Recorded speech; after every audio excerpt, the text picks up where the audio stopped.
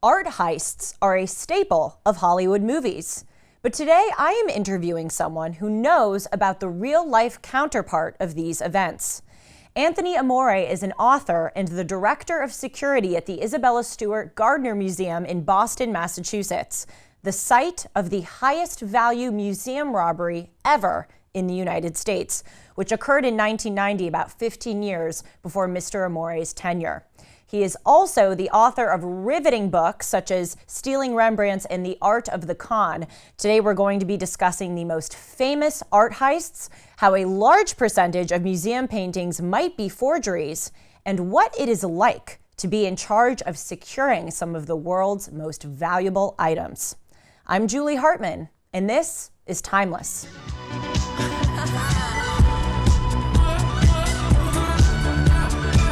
Hi everyone, welcome to Timeless. I hope that you are having a great week. Just a reminder to hit the subscribe button down below so that you can be notified every time I post a new video. And also be sure to check out my news part of the show, Julie Noted. This is, of course, the Timeless Eternal Subject part of my show.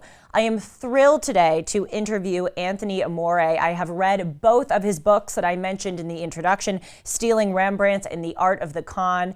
And really, I was not exaggerating when I said they are riveting. I've also spent a lot of time in the Isabella Stewart Gardner Museum. It's in Boston, Massachusetts, so I spent a lot of time there in college, and it is gorgeous. I highly recommend that all of you go see it if you haven't been. Mr. Amore, thank you so much for coming on to the show. It's my pleasure, Julie. Thank you. I've probably passed by you unknowingly many times throughout that museum. Yeah, I was probably checking to see if you were getting too close to anything or using flash photography. Well, I'm very much looking forward to getting into that and hearing some of the things that you look out for with museum goers. But first, how did you get into this line of work? Well, the first half of my career, about the first 15 years, I worked in federal agencies that are now considered Homeland Security. So I worked with the Immigration Service. Then I was a federal agent with FAA Security. And then after the events of 9/11, I was asked to come help rebuild security at Logan Airport. You know, that's the airport where the two aircraft that struck the Twin Towers departed from.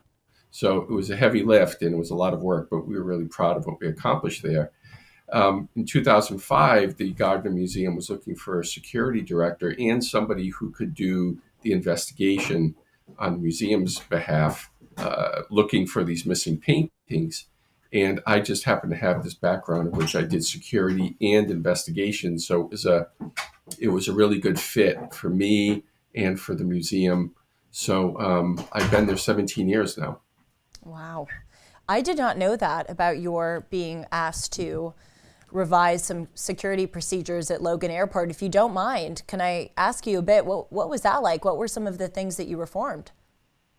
We rebuilt everything. So after 9/11, Congress passed a law called the Aviation and Transportation Security Act. And in February of 2002, the TSA was born. Prior to that, all aviation security was conducted either by the airport or the air carriers at the airport.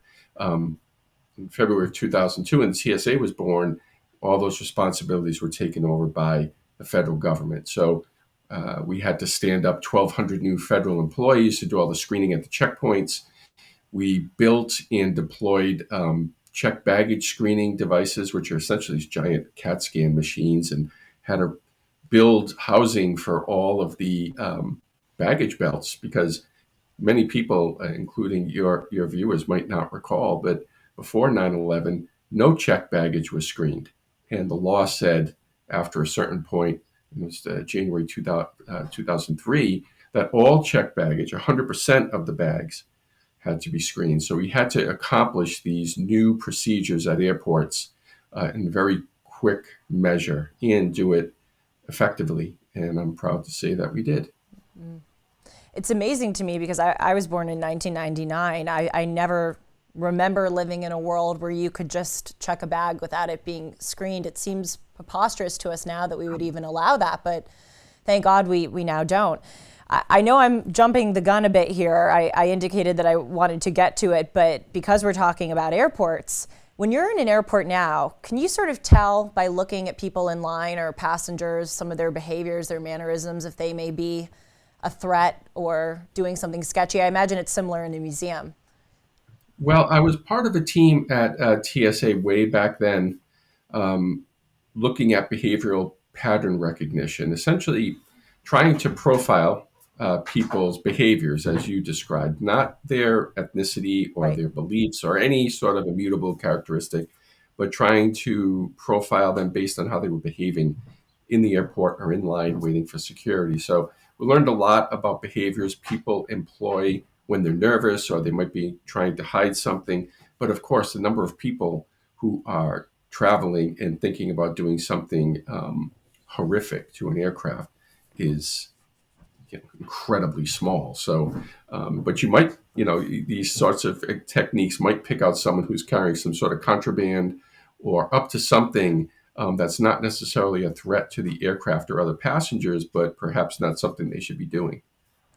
Well, the behavioral thing is so interesting. I have a quote here from your book, The Art of the Con, when you're talking about people who tend to be forgerers.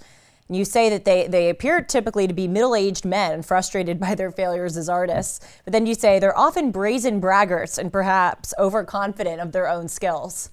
So, yeah, That's true. That's a good description, and that kind of is sort of the description I would give for people who steal art as well. The commonality with them is that they're men. Like all the bad crimes, it's always men, to be frank. And there's always an outlier, which I find really interesting. But if you put them under a normal curve, you're going to see 99% of art thieves and forgers and con men in the art world, and serial killers and violent criminals are men. So, but in the art world, there's a strange thing about it. There's some cachet attached to having been involved in art crimes. So you'll often see forgers after they've been arrested and convicted and served their time. They all write a book. Same thing with art thieves. After their prison sentence, they come out and they look for some celebrity status, and media is more than happy to give it to them. that is illuminating because as I was reading your book, The Art of the Con, I couldn't help but think about how stupid it is to steal art. Because if you steal jewelry, you can take it apart and sell it. It's much easier to get past people. But if you steal a Rembrandt, it's immediately recognizable. So I wonder, well, why are people doing this? It seems that they're just going to steal it, have possession of it, not be able to sell it. So it makes sense, this cachet. You're exactly right. That you can't sell these things. So when people steal masterpieces, we're talking about here, when you steal one of those, you can't sell them. But the thieves that steal them are short-sighted. They don't do the research. Thieves are not known for their research. And on top of this, it's a crime of opportunity. It's much more difficult to steal a lot of precious jewels than it is to steal a painting off of a wall. So you see thieves will get it in their mind, like, hey, I can take that because, if you go to a jewelry store, Julie, I'm sure you've been to them, and you stood there for 40 minutes just looking at the jewels. People are going to start to notice you. But museums, we want you to come and stare at the art. That's the whole point. So it attracts thieves to come and look at the art and maybe not appreciate it, but they might be looking at how it's attached to the wall or where the cameras are and what the guards are like.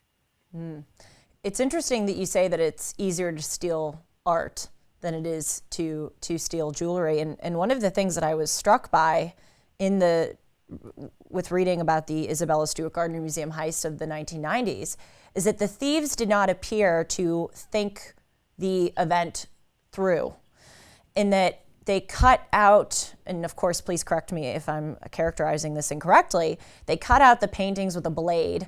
They left some because they were too heavy to carry. They actually didn't steal some of the most valuable paintings. They glossed over some Michelangelos and other high-valued paintings. And they spent 81 minutes in the museum. And so at least those facts indicate to me that they may not have, again, thought it through clearly or known exactly what they were targeting and what they were doing. Well, I'd have to give that some nuance. So this theft is so famous and so large that people sometimes lose sight of things. Like, for instance, You were accurate in saying it's the biggest art heist in American history, but it's more than that. It's the biggest heist of anything in world history. Um, Wow. so it's hard for me to say that that these thieves didn't think it through, because it's the biggest heist in the history of the world. The paintings that they took, yes, there is another painting in our museum that rivals the dollar value of the art that was stolen, but only one. But more importantly, from the museum point of view, you have to think, we don't think of the art in terms of dollars. We think of our museum as a collective work of art, and you've been there. Mrs. Gardner, when she built and opened the museum, left a will upon her decease that said nothing can ever change. You can't ever acquire new art. You can't move the art that's in the building. So it's a collective work of art of hers. And when you lose these fabulous pieces that were stolen that night, what happens is her work of art is left less than whole. So it's in so many ways it's a major heist, and in so many ways the thieves were unfortunately successful. It's a powerful thing when you go into the museum. You know this, but I'm saying it for the benefit of the viewer. You go into the rooms, such as the Dutch room, where some of the paintings were stolen. There are empty frames there that are reminding people that this awful event took place, but are also serving as markers of when the paintings may potentially be able to be returned. So let's turn to this heist, if you don't mind. We won't spend that much time on it because there are so many other art robberies and heists that you write about that I'd like to discuss with you, and of course just museum security in general. But because you are leading the investigation into this event, I'd like to go through it a bit.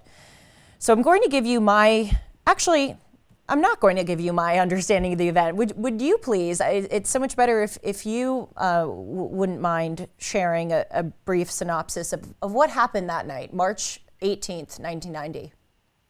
Well, sure. So March 18th is the day after St. Patrick's Day. So the heist happened at 1:24 in the morning. So it was just an hour and a half after St. Patrick's Day ended. But of course, the festivities and the partying is still going on. And at 1:24, two men dressed as police officers rang the employee buzzer at the employee entrance. And there were two guards on duty at the time, and so overnight guards. And the guard at the desk heard over the intercom that the two men said Boston police were responding to a disturbance in the compound. And based on that, he let them into the building. He should not have done this, of course, but he did. And when the men came in, they presented themselves and were dressed as police officers, and essentially asked him to get his partner downstairs to the watch desk area where he was situated, asked him for his ID, and when they saw his ID, said there was a warrant out for him, and told him to step out from behind the desk. And then the police officer said, "You two are under arrest." And they handcuffed them and put duct tape around their face and around their wrists and told them, "Gentlemen, this is a robbery." And cautioned them, we're just here to steal the art. Don't put up a fight. And the guards were not trained to put up a fight. That wasn't their job. I always say they weren't Navy SEALs. They were observe and report security guards. The guards were tied up in the basement, and then the thieves went up into the museum and went about stealing 13 works of art worth well over $500 million in a span of 81 minutes, which is an extraordinarily long amount of time for a heist to occur. And they were gone by 2:45, and the paintings have not been recovered since. In 1994, the museum director, Anne Hawley, got an anonymous letter from someone claiming to be a third-party negotiator. This is about 4 years after the event occurred. And that letter indicated that the individuals who stole it were doing it in sort of a quid pro quo to get someone out of prison, and that they were willing to negotiate if the museum would put a certain clandestine message in the Boston Globe. They did that. The museum did put that message in the Boston Globe. And then Miss Hawley got a second letter from this anonymous supposed third-party negotiator saying, "We have to consider our options. It may just be too dangerous for us to continue with this discussion." What do you make of those two letters? And why do you think they stopped the negotiations? I understand you may not be able to get into some specifics, but I wonder who was behind that. I don't know that those letters were specifically from the people holding our art. I think at the time they seemed genuine, or at least worthy of follow up, which they certainly were. But I would say in the, what is it now, 28 years since those letters, we've received plenty of other letters that, would make you sit up in your chair. So I don't know that that letter was necessarily from the people controlling the art.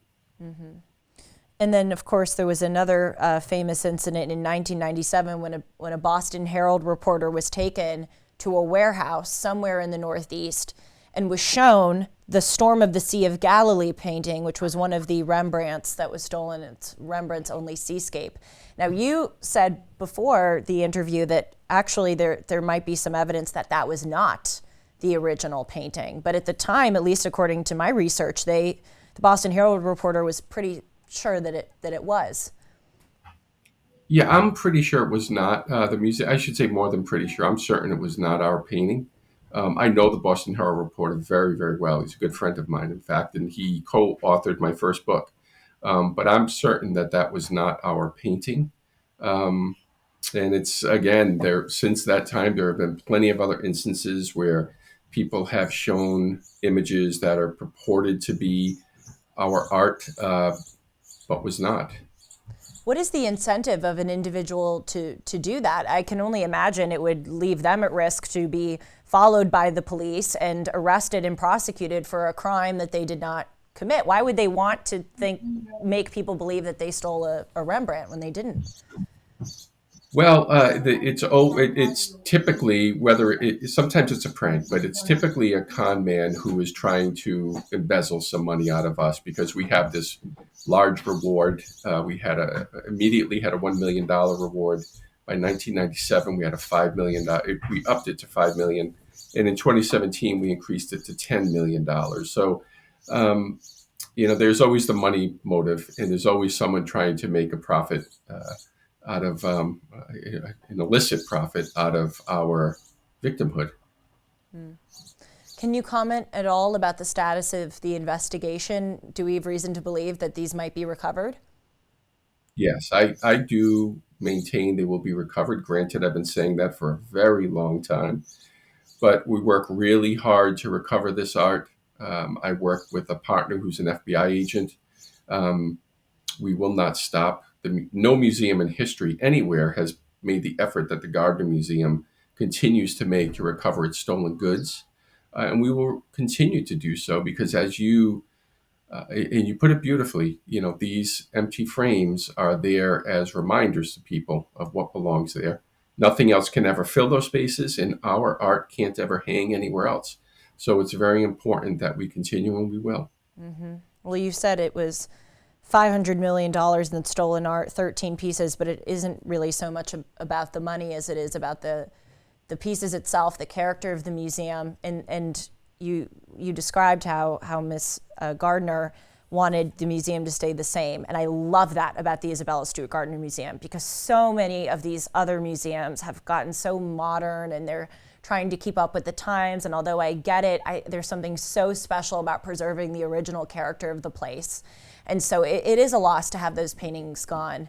But I admire and appreciate that the museum hasn't tried to just brush it over, replace those paintings with new things. It's one of the, as I said, the most powerful parts of the experience. Thank you for pointing that out. We appreciate that. Moving on to other heists, if you will, that you've discussed. I mentioned, or I read aloud a quote in your book when you were talking about forgery. I didn't understand what a big phenomena this is of people forging originals, selling them to museums. And you write in your book, The Art of the Con, quote, "The notable connoisseur and one-time director of the Metropolitan Museum of Art, Thomas Hoving, famously claimed in 1996 that approximately 40% of all art in museums is either a fake or a forgery. when I opened your book, The Art of the Con, I was expecting, and of course there is this in there, this heist, people sneaking in, tying up security guards, but these are heists of a totally different flavor. These are clandestine heists, if you will. So, where to begin?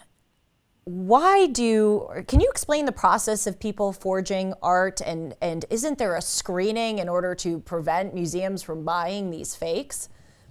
Well, yes, and there is an intensive screening for that. And I go on to say in the book that Thomas Hoving is greatly exaggerating the amount of Yes, art you do. that is on museum walls that are forgeries. Now, it is true that many museums have art on their walls that might be attributed to one artist, and research will later show that it's not. In fact, one of the paintings stolen during the Gardner heist that we just discussed was originally attributed to Rembrandt, and it wasn't until around 1980 that it was determined that it was one of his students. So that's, I don't want to say common, but that's the more typical finding you might have, and that happens rarely. And there are art historians that do this research, and they find these things, and they're important endeavors. However, there are forgery scams out there, and more though, where you see them are through art dealers, and increasingly now online. So, there's that ultimate buyer beware. But the way it really works is, my book that you're so kind to mention, The Art of the Con, it makes the point that, people envision these incredible artists who are able to make these copies, but the real scenario is that there's an incredible con man who's excellent at finding dupes, finding people with a lot of money who really want to believe they're getting something special.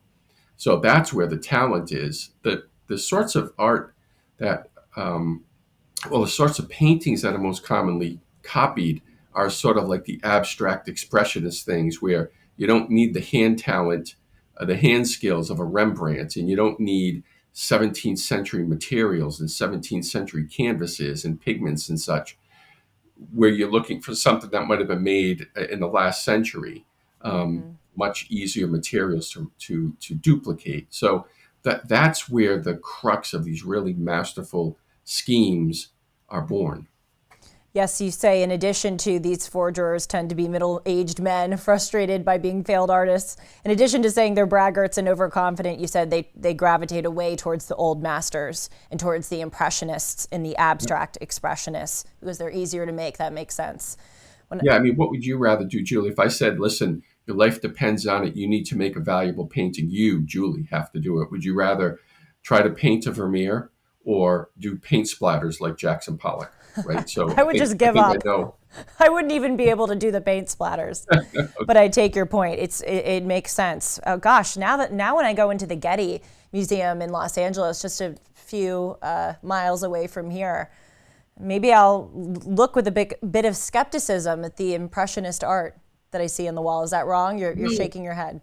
no, I hope you don't. That's one of the missions of the Art of the Con is really to explain to people how these things are uncovered. That museums work really hard to make sure they don't have uh, fakes. It's very rare to find a fake, a forgery in a museum. What you might find again is something that the museum purchased as one artist, and then it turns out it was by the school of that artist or something. But the cases in which an artist, a forger, makes a painting and sells it to a museum are incredibly rare. It happens, but very rarely. What is a heist that all of us should know about? What to you, out of all the ones you studied, what is the most interesting and perhaps perplexing? Well, Gardner aside, there are a few. There's a heist that happened here, also in Boston. A guy named Miles Connor was arrested for possession of stolen paintings that he tried to sell to the FBI. And to get out of trouble from that arrest, he went and stole a Rembrandt from the MFA.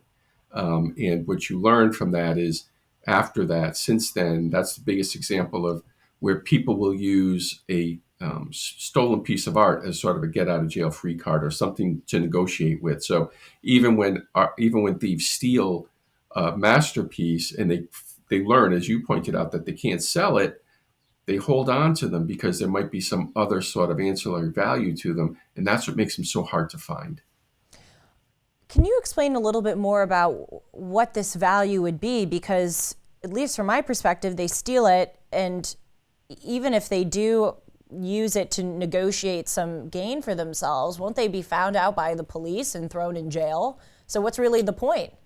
You enjoy the Well, you're a money good you get. lawyer, a really good lawyer, right? So if Uh, you, let's suppose you're in trouble for something and you have a stolen painting that's highly sought after. If you're a lawyer, can approach the authorities and say, listen, I need to curry some favor here. And I might know where a certain painting is. I'm not saying who took it, but my clients might be able to help you recover it. Um, that might open negotiations that'll save you a lot of time in jail, hypothetically.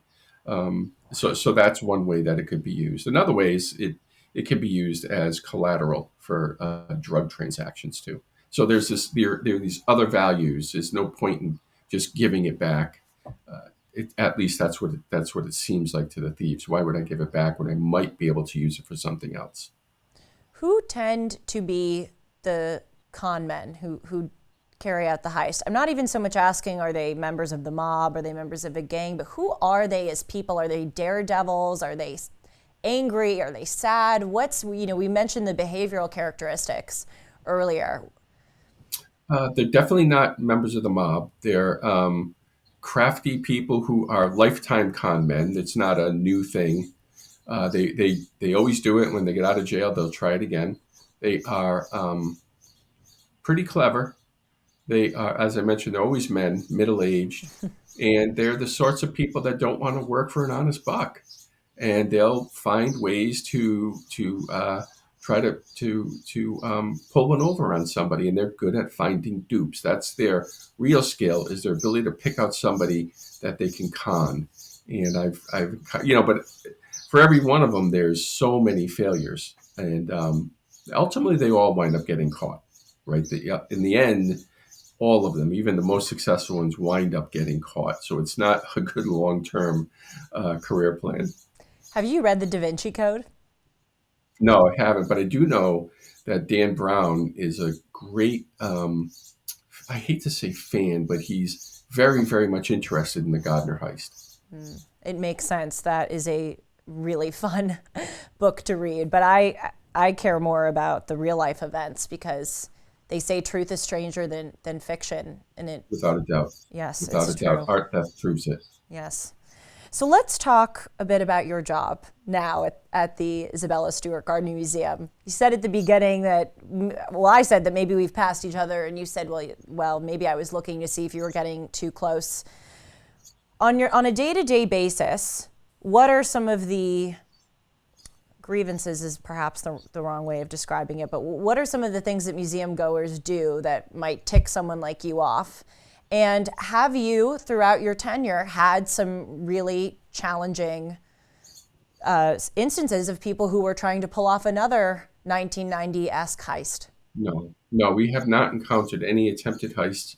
Um, when you're a museum security director, the things that you worry about mostly are, if are accidents, people accidentally damaging fine art or precious relics. And you worry about vandalism, of course. There's a lot of things to worry about. Most importantly, what you want to do is make sure that the visitor has a pleasant experience. So the challenge, like any security person, is how do you provide enough access for the customer or the visitor to have an enjoyable experience while also protecting precious art, protecting pricelessness. So that's the real job description. Making sure people can enjoy your museum unhindered by too many stanchions, or I've never been to the Louvre, but I know that everybody I know that has always remarks about how small the Mona Lisa seems, how you can't get too close to it. It's behind glass.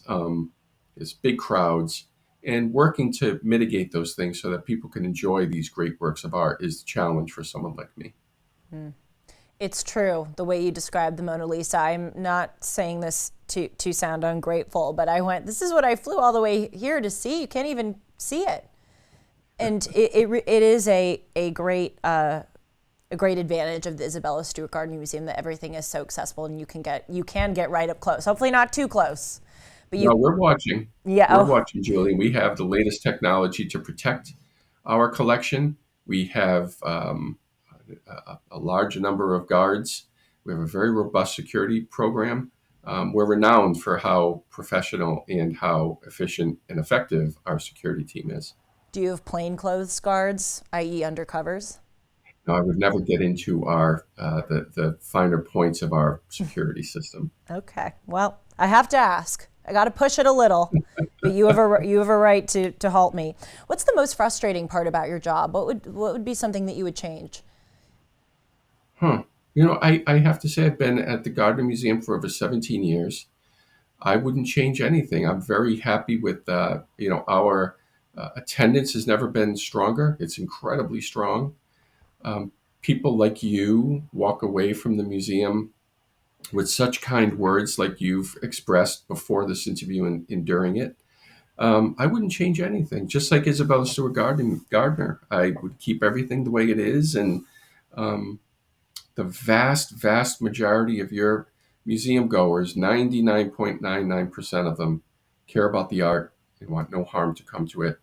And they are an effective level of security as well because they are looking at what other people are doing too. So I'm really grateful for our audience. In your book, Stealing Rembrandts, I couldn't believe how much this one artist is targeted. What do you think it is about Rembrandt specifically that makes him the target? And what is a through line between all of the Rembrandt heists? Is there some kind of weird, eerie resemblance among them, the way they're No, carried out? it's all about the fact that Rembrandt is the best known artist in history. I mean, everybody, I always say, you can go to a freshman high school class and ask everybody who's heard of Rembrandt to raise their hand, and almost everybody will. They might not be able to pick out a Rembrandt or tell you much about him, but they all know who he is. And people understand that if he's a famous old artist, then the art is valuable. There's a Rembrandt in every great city because every great city has a great museum, and he becomes the target. And then the rest of the list of people who've been stolen very often is no surprise either. You see Picasso, you see Andy Warhol, you see all these big names and that's because thieves are looking to monetize the stuff and they're looking for the things that are the most valuable. So that's why Rembrandt is targeted. And I mean, the paintings are just incredibly beautiful and moving and dramatic. And so when a thief sees a Rembrandt, they understand, wow, the, the intrinsic value of a Rembrandt is evident to anybody. Which technologies have been beneficially revolutionizing for museum security? And then on the other side, what are some potential vulnerabilities in museum security that still exist? Well, I hate to get into too much detail about specific technologies, but what I will say is that especially after 9/11, there's an explosion in advances in security technology. And what was available in 1990 and before, and what's available today, they don't even resemble each other in terms of technology, in terms of advancements. What's available today is truly staggering. And the introduction of artificial intelligence into museum or security writ large technology is staggering. I mean, the things that cameras themselves, just for one example, that the things that cameras can do now and will be able to do within a couple of years is just remarkable. I think they hold the greatest promise they hold, in my estimation, would be for school security to help be able to identify shooters before they approach the building, right as they're in the parking lot. And I think you'll see that in the future. So I think that technology is wonderful if it's used properly. The cost of it has decreased dramatically as well. So there's really no excuse for an institution to not invest in the latest and greatest to protect their collections. Mr. Amori, thank you so much for coming on to the show. Thank you for your service to our country and, of course, for making the Isabella Stewart Gardner Museum the lovely place and experience that it is. As I said, I've been the beneficiary of that experience many times, and I look forward to going back many more. Well, I hope you do. You're very kind, so thank you very much, and thanks for having me. Well, I said to Mr. Amore before the show that it's sort of on my short list for my wedding reception. Maybe I have an in now that I've done this interview. Don't allow weddings. We Oh, only no, allow, you don't? Really? we're wedding adverse. Oh, But well, but if you want to have an engagement party, now that's a place to have it. okay. Well, I know a contact now, thankfully. Just as a reminder to everyone, Mr. Amore's books are Stealing Rembrandts and The Art of the Con. How can my listeners learn more about you? Thank you. So I have a website. It's anthonyamore.com, or you can look for me on Amazon. And my third book, called The Woman Who Stole Vermeer, came out just about a year and a half ago. And you can pick that up, all of these, on Amazon or Barnes & Noble or at your local bookseller.